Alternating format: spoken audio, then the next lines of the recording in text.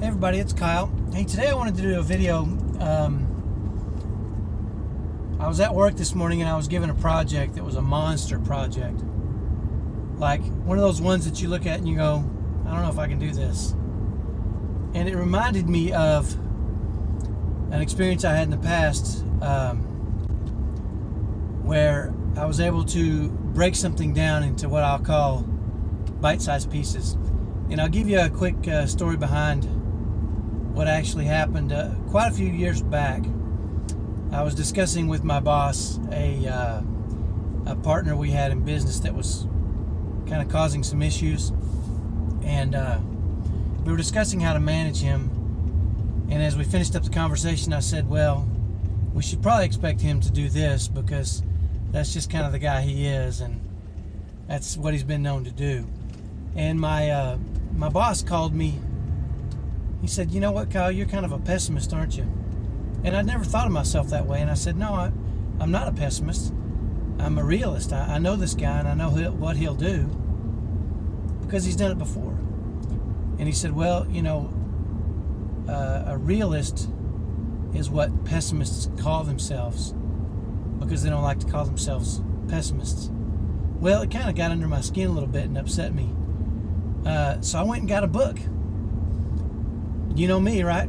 I went and got a book on how to be an optimist. And I read the book, and I started trying to apply some things, and I thought, you know, this is not that hard. I think I've got this. And so, you know, went about my way and was pretty happy with myself. And a couple months later, I sat down with my boss again, and we were discussing something else, and he said, there you go again, there's the pessimist in you coming out. And at this point, it really didn't sit well with me because I had read the book. I mean, I had read the How to Be an Optimist book, and I kind of thought I was an optimist at that point. But I realized pretty quickly when I went back and reviewed it again that I wasn't really applying all of the lessons in the book. And it turns out there was 10 lessons in this book.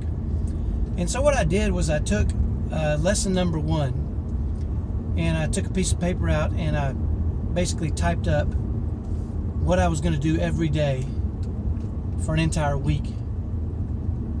And that's what I did. When I woke up in the morning, I would say, okay, I'm going to make sure here's my focus for the week. I'm going to do these following 4 or 5 things. I'd look at my piece of paper in the morning. Around lunchtime, I'd glance at it again, see how I was doing. And in the evenings, I would kind of review my day and see where I messed up. Well, it turns out after about a week, it was pretty well ingrained in me, a lot of the principles. And so in week number 2, I did the same thing. I went to lesson number 2 and typed out kind of some of the specific things it asked you to do on a consistent basis. I looked at it in the morning when I woke up. I checked myself midday and kind of did a review at the end of the day and kind of reported my findings for the day to myself. And wouldn't you know it, after about 10 weeks, which is 10 lessons, I was chatting with my boss again, and he said, you know, I've noticed you've changed. I said, what do you mean? He said, you know, you're really an optimist. He said, I had you pegged all wrong. Well, little did he know that I was working at it and had turned myself into an optimist, and I still am today because I took the time and broke it down into 10 lessons.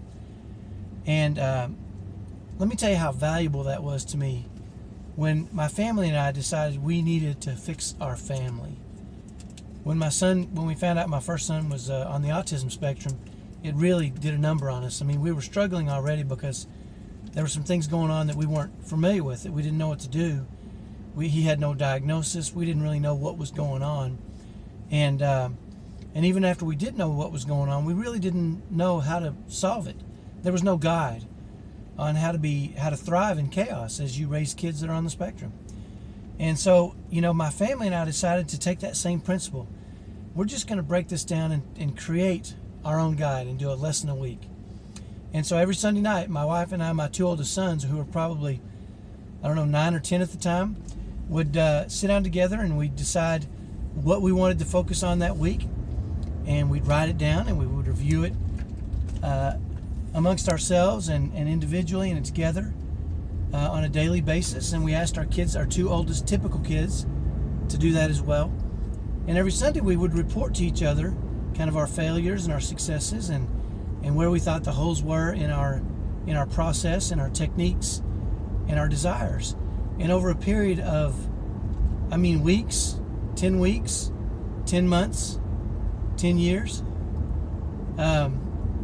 we realized that applying those principles and techniques for a week at a time and focusing on that one simple technique or principle or thought really changed us as a family. And it didn't take us long to realize that we did have very good results after 10 weeks. We had even better results after 20 weeks and 30 weeks, and really kind of started to reissue the same principles to really build strength into them and to make them a foundation of our family. And I'm happy to tell you today, a day doesn't go by where one of my typical sons or my wife or I call on one of those principles or techniques or tricks that we developed and learned to help us thrive in our situation as we raise our two boys that are on the autism spectrum. So my message for today is pretty simple. It's you have to take baby steps. You can't fix it all at once. You can't fix yourself. You can't fix your family all at once. But what you can do is decide what you're going to do and commit to it for a week and write it down. Wake up in the morning, look at what you wrote down. During lunch, take a quick peek at it. In the evenings, take another look at it, kind of review your day, see how you could have done better, and apply what you've learned from the previous day to the next day. And I'll tell you from experience what a powerful thing it's been for me personally and for our family. I've seen it, the success of it, and I just wanted to share that with you. So it's all about baby steps. Decide today. If you don't know what you're going to do, start with gratitude. Say, this week I'm going to focus on gratitude. Everywhere I look, I'm going to find the things that I'm grateful for. If something happens during the day, I'm going to focus on gratitude. I'm going to look for it. I'm going to find it. Whatever it is, that principle, maybe it's patience. Today's the day you're going to be the most patient person you've ever been. And you do that for a week and write it out. Make sure you write it out so that you can look at it and review it and report to yourself every evening. And if you'll do that, I can almost guarantee you you're going to see some real good success, and those around you will see it too. So do that. Have a great day. Have a great week. And I'll talk to you tomorrow. Bye-bye.